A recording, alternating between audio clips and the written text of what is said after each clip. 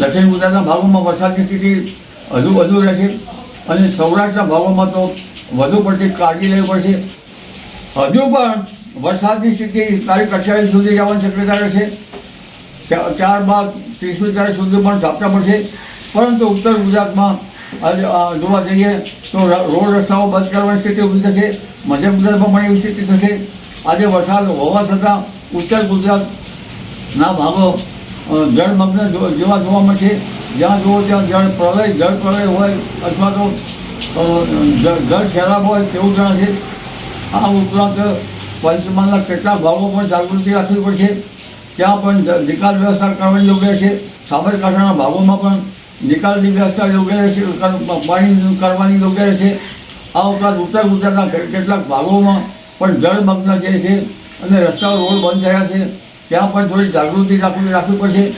ગામડાઓમાં પાણી ભરાઈ ગયા છે તો તેના નિકાલની વ્યવસ્થા કરવી પડશે. આ ઉપરાંત હવે ધીરે ધીરે આ ભાગોમાં વરસાદનું પ્રમાણ ઘટશે, પરંતુ સૌરાષ્ટ્રના ભાગોમાં ઘણી જનસરની જાગૃતિ રાખવી પડશે. બોટાદના ભાગોમાં પણ વરસાદની ઝાપટા પડવાની શક્યતા છે. વલભીપુરના ભાગોમાં પણ હળવા ભારે વરસાદ થવાની શક્યતા છે. અમરેલીના કેટલાક ભાગોમાં વરસાદ થવાની શક્યતા રહેશે, પરંતુ જૂનાગઢના ભાગોમાં ભારેથી અતિભારે વરસાદ થવાની શક્યતા છે. પશ્ચિમ સૌરાષ્ટ્રના ભાગોમાં ભારેથી અતિભારે વરસાદ થવાની શક્યતા છે.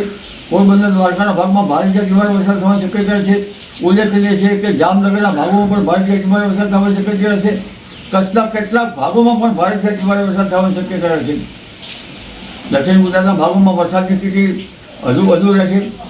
એટલે જનધને હજુ આ ઉત્તર ગુજરાત ભાગોમાં આજનો દિવસ લગભગ કાળજી લેવી પડશે ઈચ્છે છે.